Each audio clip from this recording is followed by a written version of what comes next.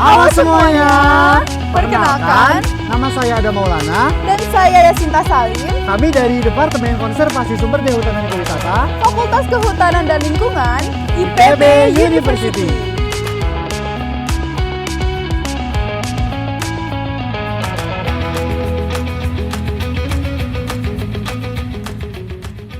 Teman-teman tahu gak bahwa Indonesia merupakan negara yang memiliki keberagaman biologis yang tinggi dan menempati peringkat 4 sedunia sebagai biodiversity country.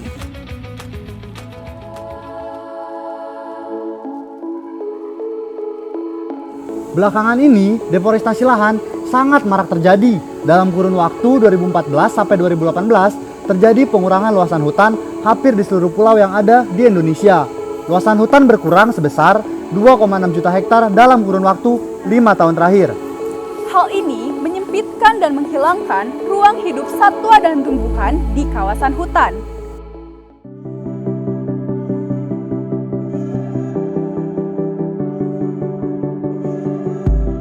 Oleh karena itu, Departemen Konservasi Sumber Daya Hutan dan Ekowisata menjadi jawaban dari isu tersebut karena memiliki visi sebagai pusat pengembangan ilmu pengetahuan, teknologi dan seni, dan sumber daya manusia di bidang konservasi keanekaragaman hayati tropika dan lingkungan hidup.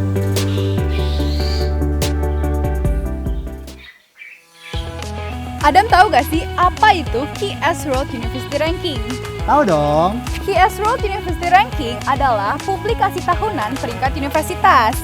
Nah, Departemen Konservasi Sumber Daya Hutan dan Ekowisata merupakan bagian dari Fakultas Kehutanan dan Lingkungan IPB University Yang mendapatkan peringkat ke-59 pada QS World University Ranking tahun 2020 di bidang keilmuan, Agriculture and Forestry. Departemen Konservasi Sumber Daya Hutan dan Ekowisata berdiri sejak tahun 1982 dan memiliki 5 divisi, yaitu Divisi Ekologi dan Manajemen Satwa Liar. Divisi ini memfokuskan di bidang konservasi satwa liar, baik in situ maupun ex situ. Divisi ini memiliki 2 laboratorium, yaitu Laboratorium Ekologi Satwa Liar dan Laboratorium Konservasi ex situ.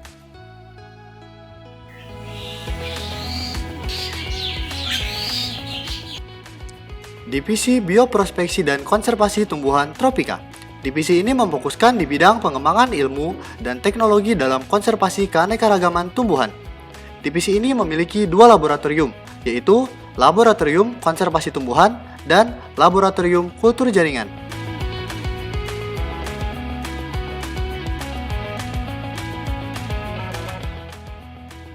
Divisi Politik dan Kebijakan Konservasi.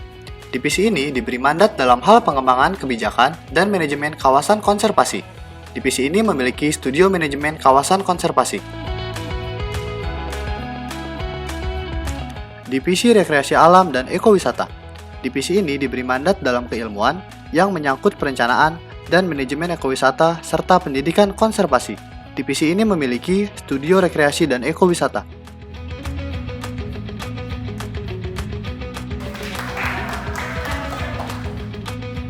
Divisi Analisis Lingkungan dan Geospasial Modeling. Divisi ini berkaitan dengan pengembangan ilmu teknologi dan manajemen hutan kota serta jasa lingkungan. Divisi ini memiliki 2 laboratorium, yaitu Laboratorium Analisis Lingkungan dan Laboratorium Spasial Lingkungan.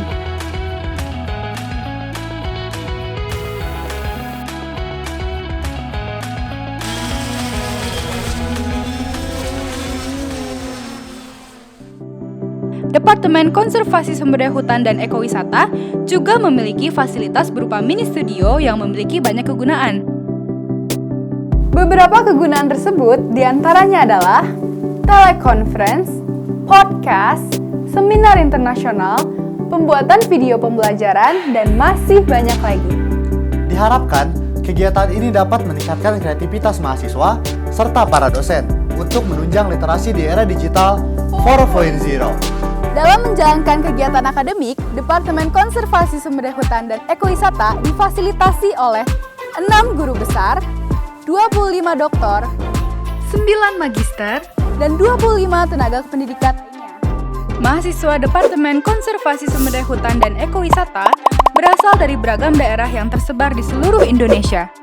Jumlah pendaftar selama 6 tahun terakhir adalah 10.334 orang dengan rata-rata 1.722 orang per tahunnya.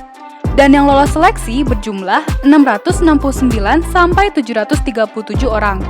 Jumlah yang diterima sebagai calon mahasiswa antara 112 orang sampai 123 orang. Lulusan program sarjana Departemen Konservasi Sumber Daya Hutan dan Ekowisata secara umum dapat bekerja di bawah instansi pemerintah, swasta nasional, swasta internasional, lembaga swadaya masyarakat, wira swasta, dan lain-lain.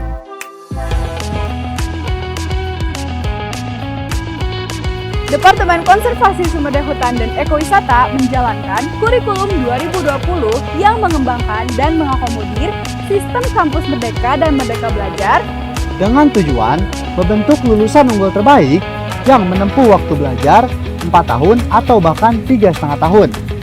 Dengan kurikulum 2020 ini, mahasiswa memiliki banyak pilihan dalam menjalani masa perkuliahannya.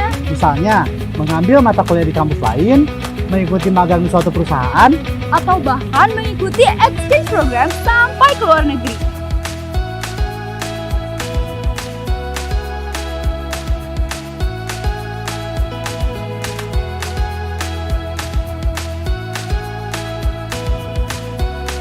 Ada banyak jalan menuju Roma, ada pula beberapa jalur masuk yang ada di IPB University, seperti SNMPTN, SBMPTN, ujian tulis mandiri, beasiswa utusan daerah, afirmasi dikti, ketua OSIS, prestasi internasional dan nasional, dan kelas internasional. dalam menempuh pendidikan di IPB University, mahasiswa didukung oleh beragam beasiswa, seperti beasiswa utusan daerah, Bidik Misi, Tanoto Foundation, Jarum Foundation, Afirmasi, dan masih banyak lagi.